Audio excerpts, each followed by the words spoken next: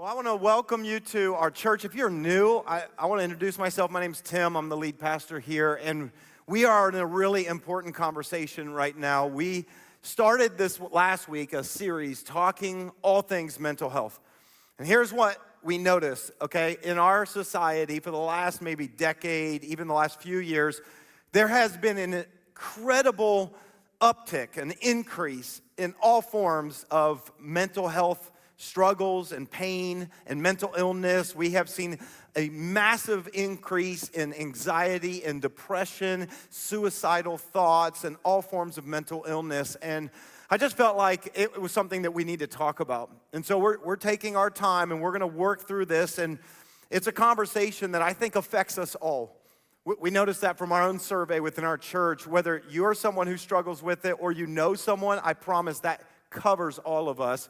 And here's the thing about mental health is that it is complex, right? There's so many different buckets. We talked about last week all the different categories of where different levels of mental illness and mental health struggle comes from.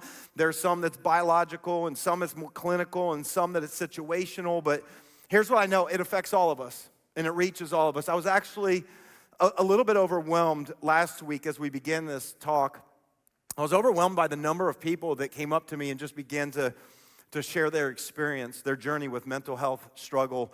And it really reminded me that this is a weight that so many of us carry, that this is a reality that we all wrestle with this from time to time.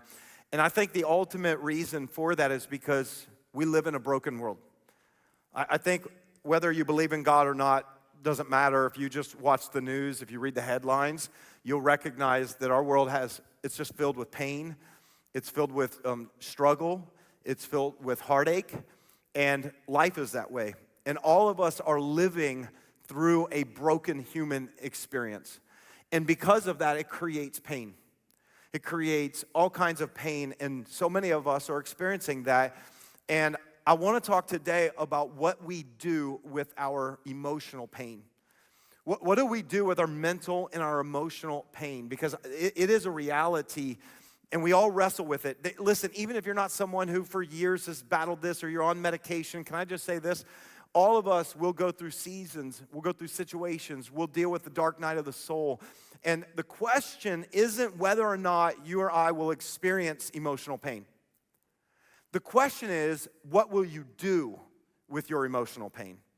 That's the real question. In fact, I want to just ask this blanket question. What do you do when you have pain? What do you do when you feel pain? Like, what do you do? Let me just simplify this in a physical level.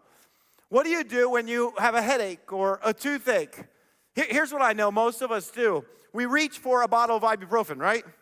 Give me some Tylenol. Give me some ibuprofen. You know, you can double them up. You can space them out. This is what most of us do when we have a pain, when we have an ache, right? We reach for something to medicate, to alleviate the pain. That's just natural, right? I will say this. I am a terrible medicine taker. I don't know if any of you are really bad at taking medicine, but I think it comes from my childhood. For the longest time, I could not swallow pills. I had some kind of mental block. I would chew food and swallow it much bigger than a little itty bitty pill, but stick a pill in my mouth and I'm like, gagging it out. I could not get it down. And so I think because of that, through most of my childhood, I just kind of learned to sit with my pain. I just dealt with it because I couldn't take medicine. Now I'm an adult and I can take pills, but I'm terrible at it. I'll have a headache and a bad headache all day long, and I'll get home and I'll see my wife, and this is what I do when you're aching. What do? You got to have someone to tell. You want a little empathy. You want a little love. You want a little support. And so I'll tell my wife, like, oh, I've had the worst headache all day. It's been throbbing. It's so painful. It's just been so terrible. And you know what my wife says to me whenever I say that? She said, did you take anything for it? And I'm like, well, no. And you know what she says after that? She says, well, don't complain to me if you're not going to take some medicine. Such a loving wife, isn't she? So empathetic, so caring and compassionate. Oh, by the way, she's a nurse. You know what I found about nurse? If you know someone in the medical profession, you know what I found? They are incredibly compassionate toward their patients, not so much toward their family. Hello, that's my reality. What do you do when you have pain, here's what we do. We naturally reach for something because, listen, somewhere inside of all of us, I think it's innate. We don't think about it consciously. But something inside of us we'll do whatever we can to get away from pain. It's our instinct. I just want the pain to go away. Honestly, that instinct has really undergirded some basic human philosophy for thousands of years. There's a guy who really kind of started an entire school of philosophy. He was a student of Socrates, so this is in 4th century BC. And a guy by the name of Aristippus of Cyrene. In fact, I'll show you this. He lived from 435 to 365 BC. So this is a long time ago.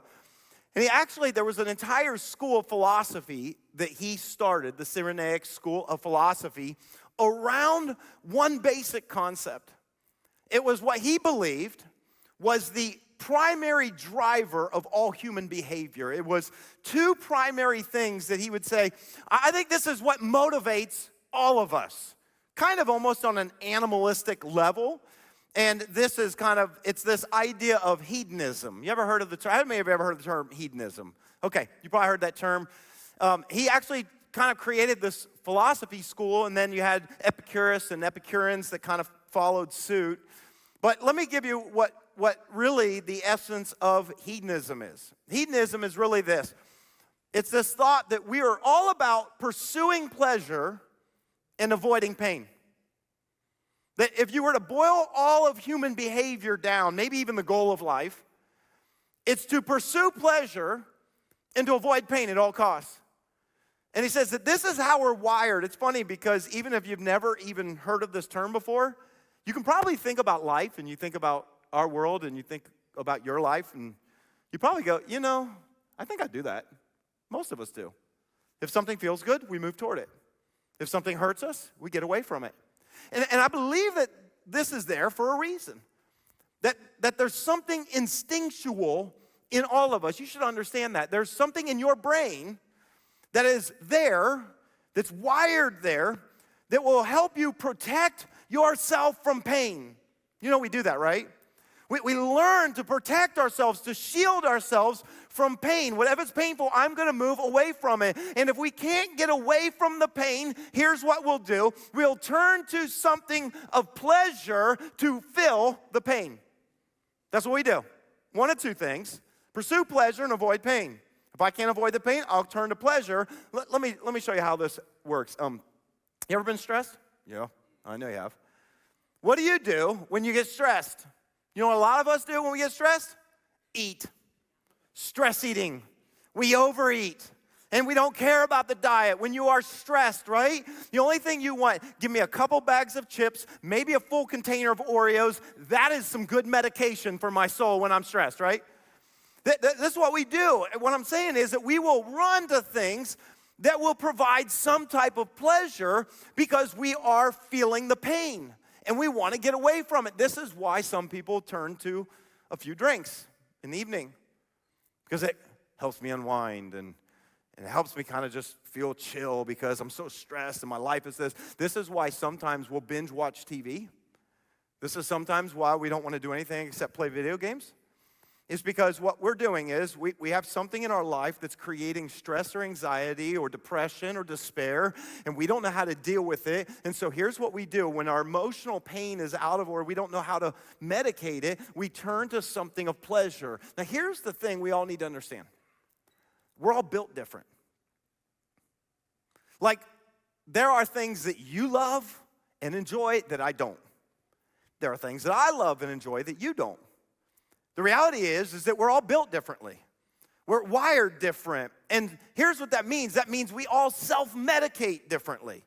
You know what I'm talking about, where we write ourselves as the doctor of your life. You write yourself a prescription of what you need when you're hurting. And we all have our own way of escaping pain because we're all different. And so let me ask you a question. And I want us all to contemplate this because I think it's real easy for us to think, no, it's not me, and you must be talking about somebody else. No, all of us. I want to ask you, what do you do in a difficult season? What do you do when you feel the stress, when you feel overwhelmed, when you feel the pain? Here's what I'm going to ask. What is your escape? What's your escape? I want you to think about that. What is your go-to? What is the thing that you run toward because it makes you feel good or it comforts you? It makes you feel good. It could be work, right? Like when your home life is a mess, when your marriage isn't good, some people, you know what they do? I'll disconnect here because I don't want to relive the pain. I don't want to experience it or think about it. So I will throw myself into my job, my career. Maybe I can be successful at work. It'll help me make up for feeling like a failure at home. And so we throw ourselves into something else. I'm asking you, what's your escape? Because we all have them. And they're different for all of us, right? For some, it could be work. Others, it could be sex or pornography. We run to it and maybe it's because of something that happened to you. Maybe because you were abused sexually, you don't know how to process or deal with the pain. And the ironic part is so many people who are abused end up running into some other sex addiction or pornography because they just don't know what to do with the pain of their inner world. What is it? What is it? Could be smoking. You need it to relieve your stress. It could be eating. You overeat and you eat the wrong things. It could be social media. Social media is entertaining, right? It's also an escape. It's also when you can just spend hours and hours just scrolling and you never get to the bottom of it. And what happens is a lot of times we do not love our reality, so we'd rather live in a false reality, a meta reality, someone else's world. We want to live through their experiences because we're miserable in our situation right now. And it becomes an escape. For some, it's isolation. What's your escape? For some, when your world, your inner world, your outer world's a mess, you just pull back from everybody. My escape is I'm going to just become a recluse, and I'm going to sit inside my space, my safe space, and I'm not going to let anybody in. What is it? What is your escape? It could be alcohol. I know you don't have a problem, but I'm just saying it could be that you need alcohol to really help you unwind because your life is so stressful. You're dealing with loss, or you just went through a divorce, or and you don't really know how to cope. And so you do that. It could be drugs. It could be edibles. It could be marijuana. It could be something that helps you chill. It could be a stronger drug because you need to feel something because you don't feel anything because the pain is so overwhelming. What is your escape? You know, as I've kind of really gone through a process of getting to know my own soul, one of the things I began to notice is that for me, one of my escapes is distraction. One of my escapes is that I veg. That's an escape. I don't mean I eat veggies. I mean I veg. I become a vegetable. You know what I'm talking about? Like I literally come home from work and I just want to plop down on the couch and I want to watch any kind of just mind-numbing TV. It doesn't matter, for hours on end, and it's a way for me to disconnect, disassociate with what I'm really struggling with, and I'm not productive, and I don't want to do anything at all, and I'm just exhausted and tired, and I should get sleep, but I stay up way too late because I just don't. I begun to pay attention and realize, that's an escape for me. And listen, all these things, a lot of these things aren't bad things in and of themselves. They're not. They're things, some of them are things that we need. Some of them things that we do. But what happens is that whenever you turn to something, not just to relieve stress, I'm not talking about that. I know you got a hobby, you got this, we need workout, all those things are good. But when it moves beyond just relieving stress to actually becoming an escape, it gets dangerous. Here's what happens, is over time, when you keep repeating that, you build a dependency in your life for it. I need this to manage, to cope. And whenever you develop a codependency for something, you are on the path toward an addiction. It's an addiction. You are needing that. You know, here's the thing when it comes to addictions. I've never met anyone who sets out intentionally to be an addict of anything. I've never met someone who's like, I'm just trying to become a porn addict because I don't know, it's something I aspire to. Nobody says I want to be an alcoholic. Nobody says I want to be addicted to heroin. Nobody. It's not on our radar. What we're doing most of the time, listen, is that we're just escaping. I don't know what to do with the pain of my inner world or my outer world. And so I'm just going to run to the thing that brings pleasure because I don't know how to get rid of the pain. And it ends up messing us up. In fact, I want to allow Scripture, just one particular powerful verse from the Apostle Paul in 1 Corinthians chapter 6. And this is a verse that I think is so important to understand and draw the principle out of it when it comes to our lives. But I want to allow Scripture just speak to us when it comes to the things that we run to. Here's what the Apostle Paul said.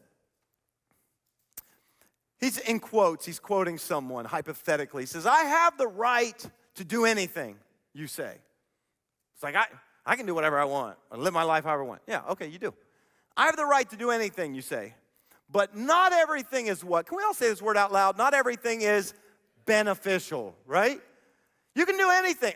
You can eat as many bags of potato chips as you want. You can. Can we all agree that's probably not beneficial for your arteries, your waistline, any of that stuff, even your mental health, right? Okay, you have the right to do anything. He says, but not everything is beneficial. Then he repeats it again. All right, let's say this again. I have the right to do anything. I know you do. But, here's where this is important.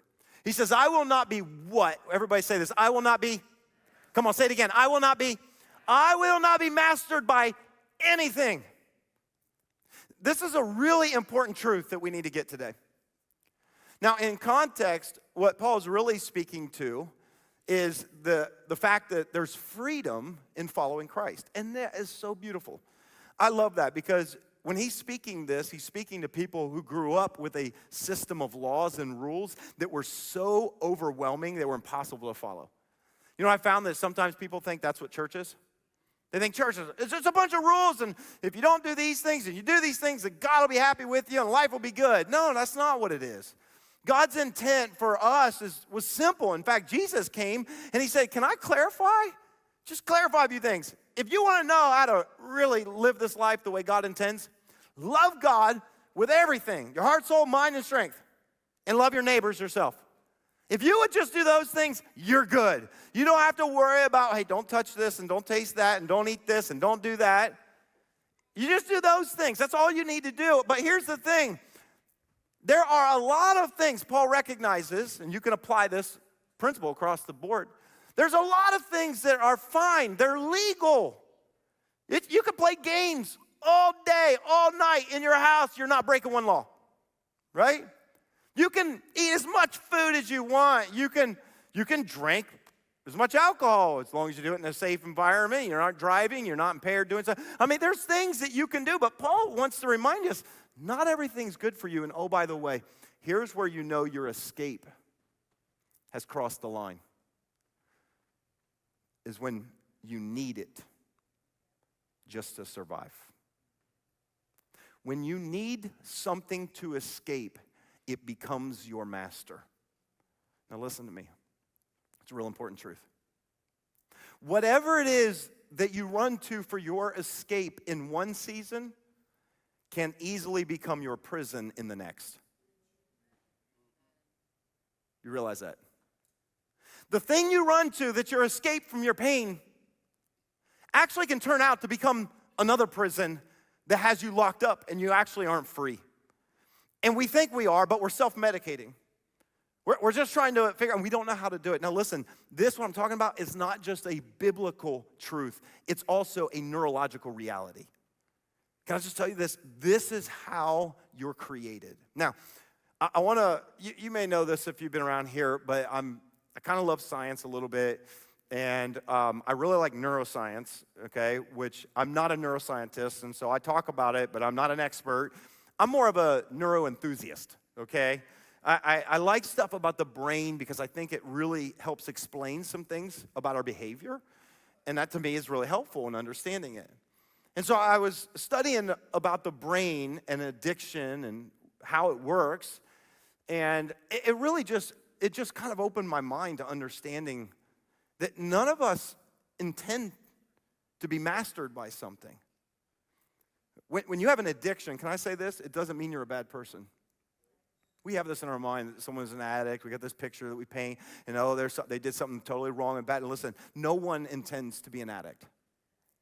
But I don't think we fully understand maybe the way God created us. Now, listen, you might be hearing, I don't know that I believe in God. That's okay. If we can differ on whether or not we believe that God wired or created us, designed us a way, or whether we just evolved to this, that is irrelevant. What our brain does is agreed upon.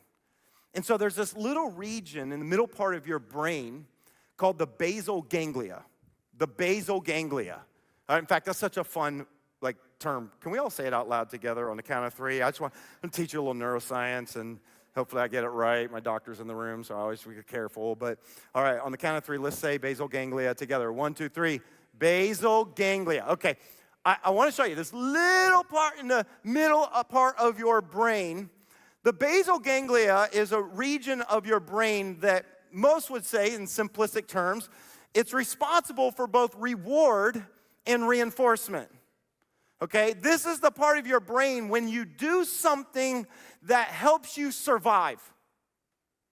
See, your brain is designed to promote the things that survive, whether it's the survival of the species or it's just self-survival, and run away from the things that'll kill you, right? The whole hedonism. Run toward pleasure, run away from pain. Your brain is designed that way.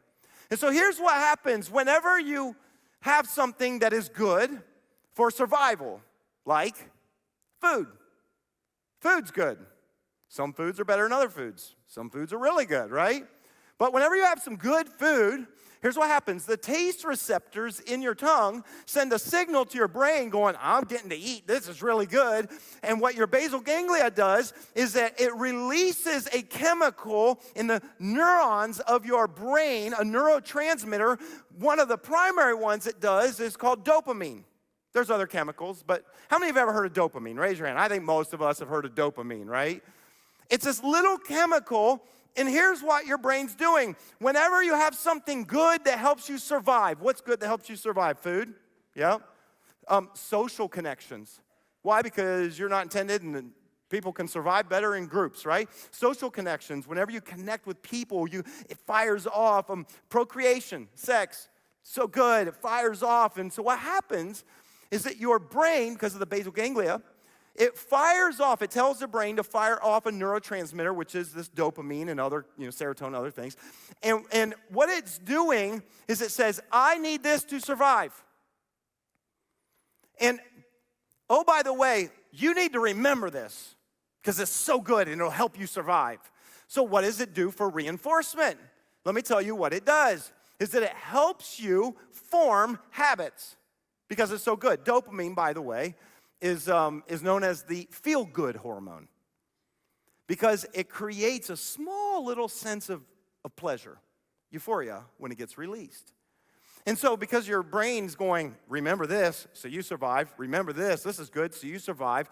What it's doing is it releases this chemical, and the chemical actually grows, and it can create a neural pathway. And by the way, it says, you should remember this, do it again, and every time you eat something, you smoke something, you drink something, you enjoy something, you are inside your brain, it goes, oh, that was good, do it again. And guess what? You do it again. That was good, do it again. You do it again. And guess what happens? You're actually changing the structure of your brain. And your brain's creating a pathway of neurons. It's literally growing it so that it reinforces that you do that to survive. Now here's the thing. Some of you know this because you've done some habits over and over so much that you don't even have to consciously think about it. You can just do it. Why? Because you've created a neural pathway inside of your brain. It's forming habits. This is what is commonly understood of this reward and reinforcement is something that we all practice. It's something that, honestly, this is something that we used to try to potty train our dog. You probably have done this before, but Harley, our dog, who's hanging on, barely, poor guy. But when he was a puppy, we didn't want him to go in the house. So we thought, let's train him. How do you train him? We would get him up. We'd take him to the back door. We always wanted to go to the same door. You want him to develop the habit. You're trying to form a habit, right? We go to the back door. We walk outside. We go out in the yard, and I'll just go potty. Go potty, Harley. You can do it. Go pee. Go potty, And then when he would pee, we'd be like, yeah! You're reinforcing it, You want him to know you're excited. And then we come back in the house, and as soon as we come back in the house, we give him a treat. And so we go over to the pantry and open it up and we give them a treat. And what were we doing? Reward and reinforcement. Parents, we do this with our own kids, right? Go potty. You can do it. Go potty. Oh, you went poopy. Yay. Come get a treat.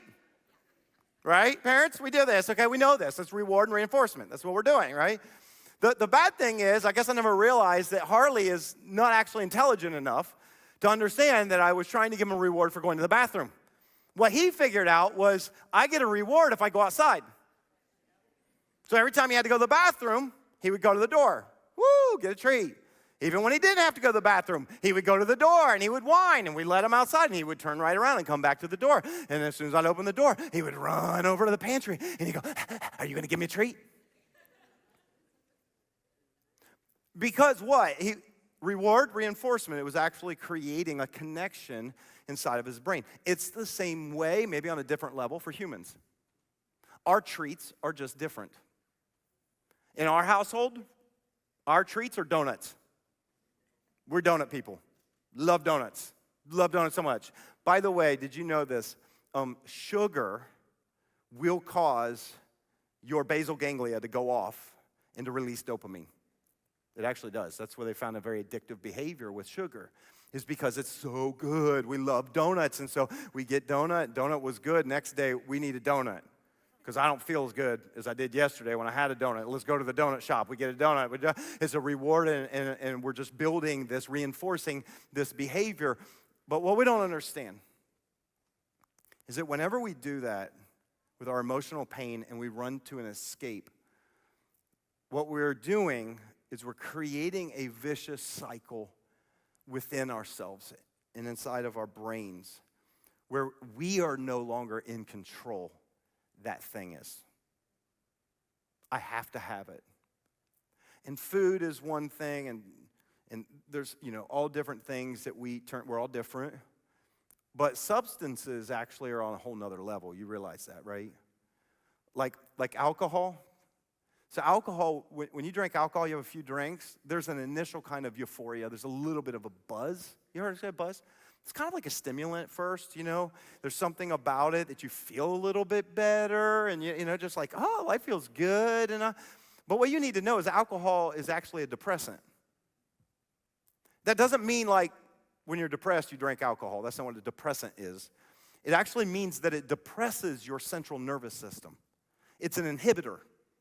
For all those neurotransmitters going off, it's actually an inhibitor that stops communication. And what it really does is it removes any sense or feeling. By the way, that's why a lot of people turn to alcohol when they're hurting.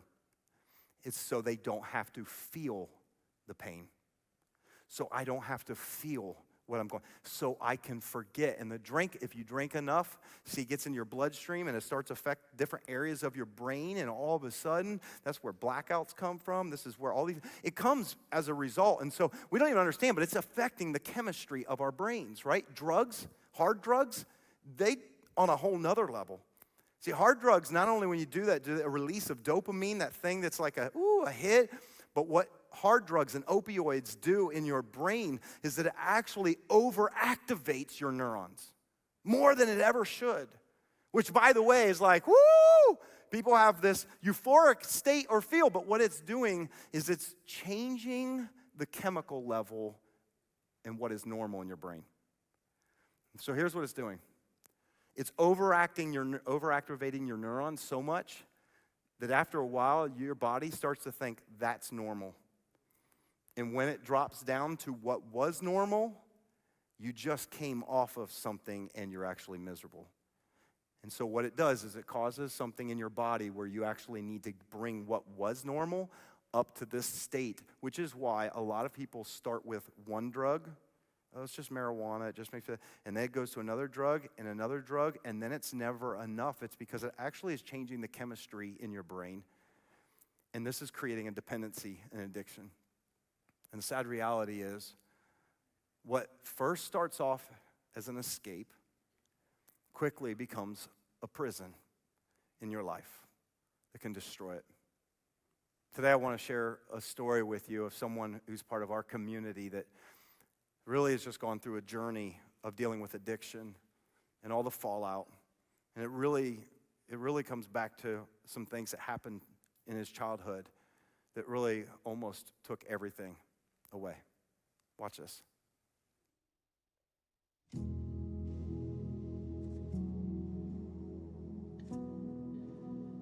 Life for me from the very beginning was very chaotic, what I would consider to be anything but normal.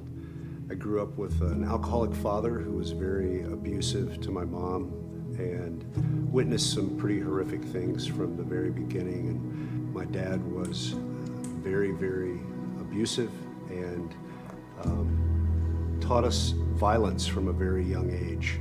And that is how I would learn to cope with life, through violence and escape. That came to be a model for me. We eventually were able to go underground, if you will, and move away from my dad, many miles away. Basically started a new life, and that was in southern Texas. For the first time in my life, I explored alcohol at the age of 12 years old, and became intoxicated when I was 12 years old, and I had this odd feeling that this is what I want. This is how I want to feel, and that would be a repetitive path that I would stay on for most of my life. I became a fighter. That was what I was known for, and part of that was what I learned from my dad growing up. When I was in high school, my mom came in one morning and told me that my dad had been murdered. He led a lifestyle of, he was in organized crime, and it finally caught up with him. This was a point in my life where I dug in even deeper in my addiction. I carried a gun to school and thought I needed to be somebody that I wasn't, and became this tough guy. There were times when, through the violence, I was stabbed twice, and it's pretty miraculous that I didn't lose my life. And there were times of sobriety, and then I would reach out to Christ and be involved in various programs at a very young age, and then I would go back out and do my thing. I ended up going to a Bible school in Texas and met someone there, and we ended up going out of state up north, and it turned into a very, very tumultuous relationship, and she became pregnant. I was still very absent and still continued to drink, and that marriage lasted all of about 1.5 years. I was not a responsible father at all, and she witnessed my addiction from a very young age as well. And then I had a business opportunity to move out to Ohio and continue to drink and party, and the heavy drugs were pretty much gone at this point. I didn't really do heavy drugs anymore. I met someone here, and we ended up getting married. I had my second child, and again, we lived together, but I was a pretty absent father. Things progressed so bad through the drinking that it cost me a second marriage. Divorce happened, and I got into another very rough relationship. And then at some point, I realized that I couldn't be in this relationship anymore, and I decided to get out of it once and for all. And I met my wife, who I'm married to now, and things have been wonderful. At first they were not. I carried some of those old behaviors into the relationship, and it was very damaging in the beginning. One day, I can't really explain it, but I was just tired of hurting people, and I didn't want to hurt anybody anymore. And I decided to get some solid help from some men of faith that surrounded me, and get into programs, because we're not meant to do this alone. We're not meant to do life alone, much less addiction. And I moved forward, and that was November 7th of 2020 was my last drink. Through that, I was able to start repairing relationships. I was able to come alongside my daughter was also having some struggles, and we began to rebuild a relationship that had been all but lost for many years. And I just saw a true freedom in her, that she had really come to know Christ in a new way, and she had a freedom. And then March of this year, we received a call that she had passed away, and life for me changed, as they say. It was different. And for the first time in a while, I was walking through the airport and a drink sounded really good.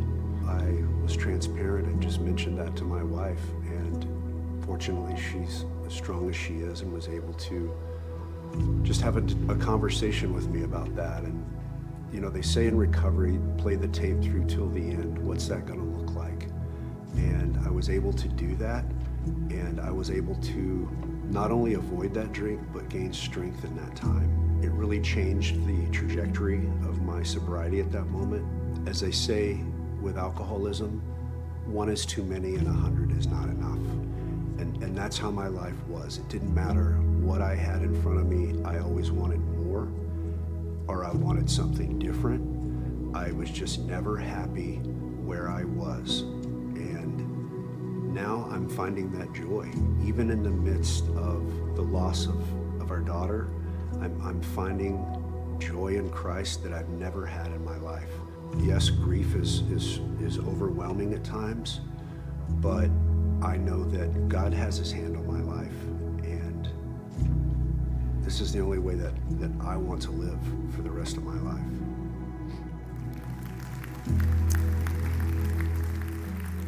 You know, there's really something powerful about hearing someone's story. I want you to note, and I'm grateful for the hope that Will has and what God's done in his life. But did you pick up on the theme? Emotional pain and not knowing how to deal with it led to an addiction that trapped him. And he has found freedom and is walking that out. And I want you to hear me today. There is freedom. There is health that we can move toward. And turning to our escapes, that's not freedom. That's enslaving. And I just don't believe that's the life that God has for us, the way God intended for us to live. And can I just say this? Self-medicating, it might feel like it's helping, but it's not healing and it's not hopeful. Whatever your thing is, I asked you, what's your escape? What is the thing that you run to? Maybe over and over, maybe in the middle of it right now. It won't actually move you toward health. And so as I was processing this and just knowing that this is a very real thing for all of us, I thought to myself, how do we find health? How do we move toward health when so many people are feeling such pain and going through that?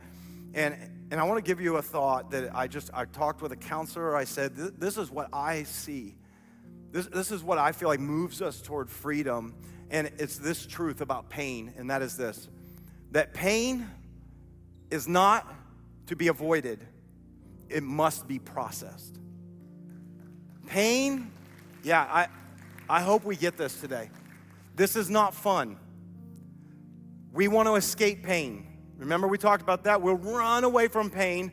We'll move toward pleasure. We end up trapped. Listen to me. If you want real freedom, if you want to move toward health and wholeness, pain is not to be avoided. It must be processed. And let me say it this way.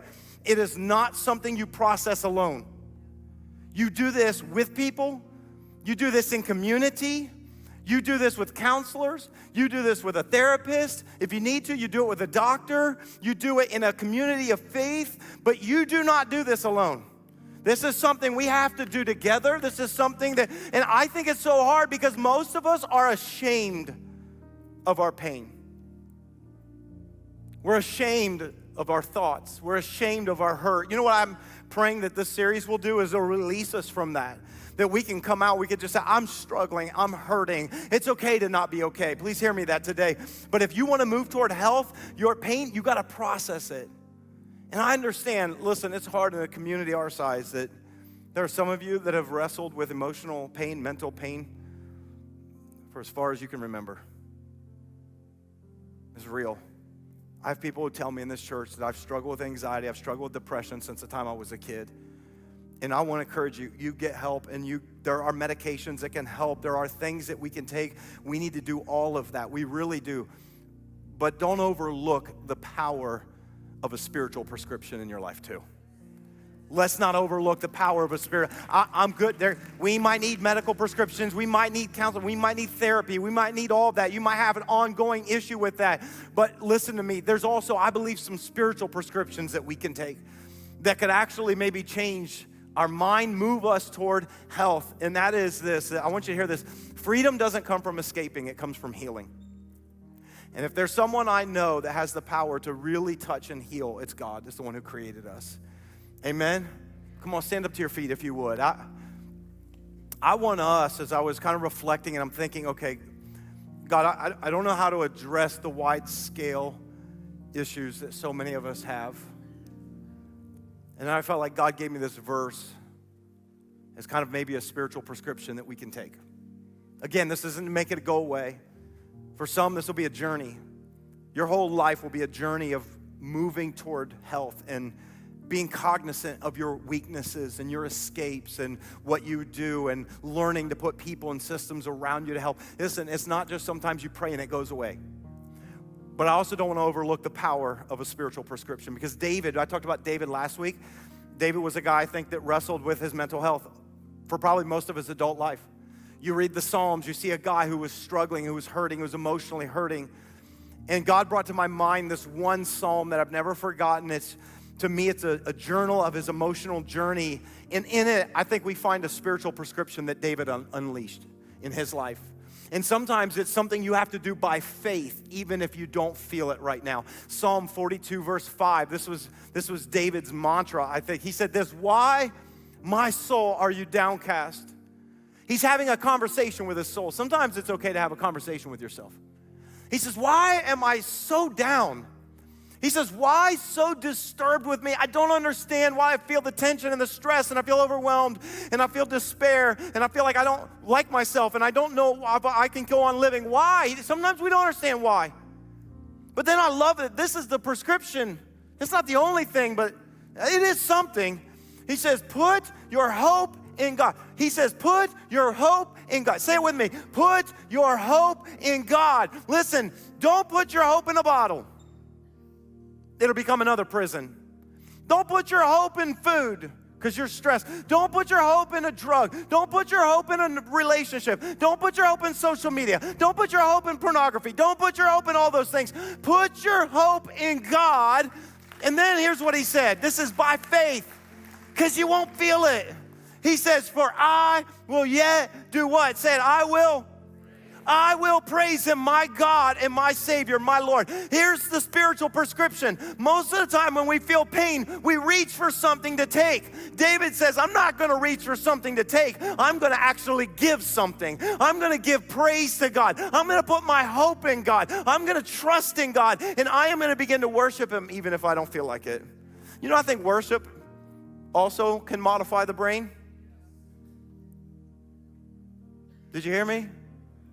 There's some studies that actually show that when you pray, when you meditate, when you connect with God, that it actually begins to activate your brain. If there are other things that can activate your brain that can lead you into a prison, maybe there's something that can activate your brain that can actually bring some freedom, that can actually begin to bring health and healing in your brain. And so I thought maybe today, I don't know your situation, but maybe the spiritual prescription for us today, and putting our hope in God, begin to praise him. Turn your attention to him. Would you just bow your heads for a moment? I just want us to have a moment where we can just be honest with God in prayer. Father, I pray right now for every hurting soul in this place. I pray for everyone who is struggling specifically with their mental health right now. God, I know that you created us not to live entrapped, not to live enslaved by things that we run to that will escape from it. But God, here's what I know. I know you promised to meet us in our pain. And maybe that means going back and sitting in our grief. Maybe that means that we spend time in your presence, and little by little, there's more and more of a spiritual prescription of you giving us something that will address not the symptom, but the actual pain, the source of it. God, I pray that right now, that in this place, God, that we can learn to put our attention, God, not just to medicate, but to meditate on you as the hope for everything. God, that you are our hope. We don't put it in a false hope, but God, we put ourselves and our soul in you. We put ourselves in you as our true hope for healing, God. Thanks so much for tuning into this message. I hope that it encouraged you and inspired your faith. If God is doing something in your life, would you take a moment and let us know? We want to connect with you, and we want to be able to pray for you. All you have to do is shoot us an email to hello@thex.church, or you can always send us a DM on one of our social media platforms. And if you know somebody that would also be encouraged by this very message, why not take a moment and just share it with them right now? And as always, I want to say thank you to every single person who so generously financially supports this ministry so we can continue to get messages like these out to people all over the world. We believe God is building something special, and you're a significant part of it. Until next time, have a great day.